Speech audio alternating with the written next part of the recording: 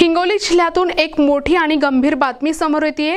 विभागीय स्तरावर झालेल्या 14 वर्षांखालील व्हॉलीबॉल क्रीडा स्पर्धेत चक्क बनावट जन्मतारखा दर्शवून खेळाडू उतरवल्याचा गंभीर आरोप करण्यात आलाय।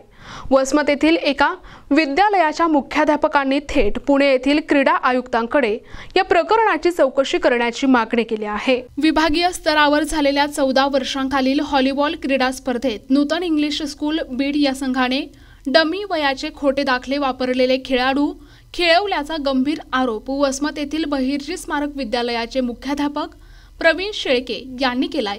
या संदर्भात त्यांनी थेट क्रीडा आणि युवक संचालनालय आयुक्त पुणे यांच्याकडे चौकशीची मागणी केली आहे। मुख्याध्यापकांनी मागणी केली की या संदर्भात जो कोणी दोषी असेल त्यावर कडक कारवाई करण्यात यावी, त्याचप्रमाणे असे प्रकार भविष्यात कधी घडू नयेत यासाठी योग्य उपाययोजना कराव्यात। या संदर्भात बोलताना मुख्याध्यापक प्रवीण शेळके सर यांनी आपली तीव्र भूमिका मांडली। बहिर्जी स्मारक विद्यालय वसमत मुख्याध्यापक प्रवीण शेळके या ठिकाणी आपल्या व्हॉलीबॉल सामना 14 वर्ष गटातील या सामन्याबद्दल बोलू इच्छितो। विभागीय स्तरावरती सामने हे बीड येथे 18/10/2025 रोजी पार पडल्या। त्या ठिकाणी स्पर्धा चालू असताना अंतिम सामन्यामध्ये जेव्हा आमचा हिंगोली जिल्ह्याचा संघ हा नूतन इंग्लिश स्कूल बीड यांच्याबरोबर जेव्हा सामना लागला तेव्हा त्या सामन्यावर त्या ठिकाणी आमच्या क्रीडा शिक्षकांनी वेगवेगळ्या प्रकारचे ऑब्जेक्शन घेतले, परंतु ते सगळे ऑब्जेक्शन त्यांनी त्या ठिकाणून झिटकारून लावले। त्यानंतर सामना पार पडल्यानंतर आम्ही अंतिम सामन्यामध्ये पराभूत झालो। परंतु जेव्हा आम्हाला कळाले की ही सगळी मुलं हे वयाच्या वर आहेत, त्या गटाच्या वर आहेत, हे अशी खेळलेली बोगस मुलं जेव्हा 30 तारखेला ऑनलाईन यांची सर्व इलिजिबिलिटी ऑफ सर्टिफिकेट जेव्हा पडले तेव्हा आम्हाला लक्षात आले की हे सगळे बोगस विद्यार्थी आहेत। की ज्या विद्यार्थ्यांचे वय हे 7वीचा विद्यार्थी हा 9 वर्षाचा दाखवलेला आहे, जो की 8वीचा विद्यार्थी हा 10 वर्षाचा दाखविला आहे त्या इलिजिबिलिटी ऑफ सर्टिफिकेट मध्ये।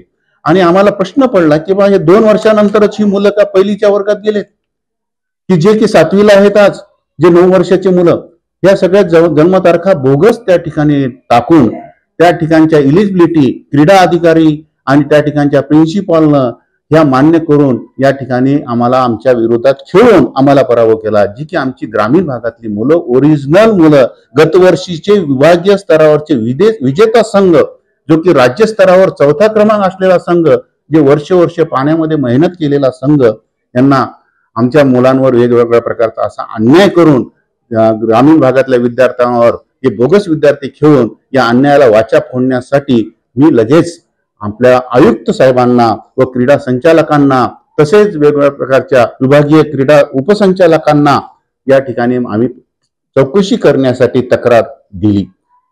तक्रार दिल्यानंतर त्यांची तक्रारीची दखल सुद्धा माननीय आयुक्तांनी क्रीडा संचालकांनी घेतलेली आहे।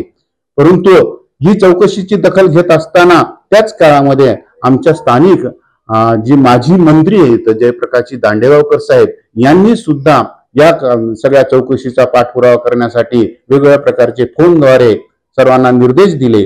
तसेच आम्हाला विशेष म्हणजे आमचे आमदार राजू भैया नवघरे यांनी सुद्धा क्रीडा मंत्र्यांची भेट घेऊन चौकशी लावण्याचं या ठिकाणी सुतवाच्य केलं आणि सुरुवात केली।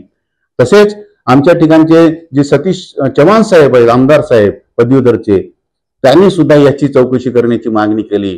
शिक्षक आमदारांनी सुद्धा चौकशीची मागणी केली, जे की विक्रम काळे साहेब आहेत।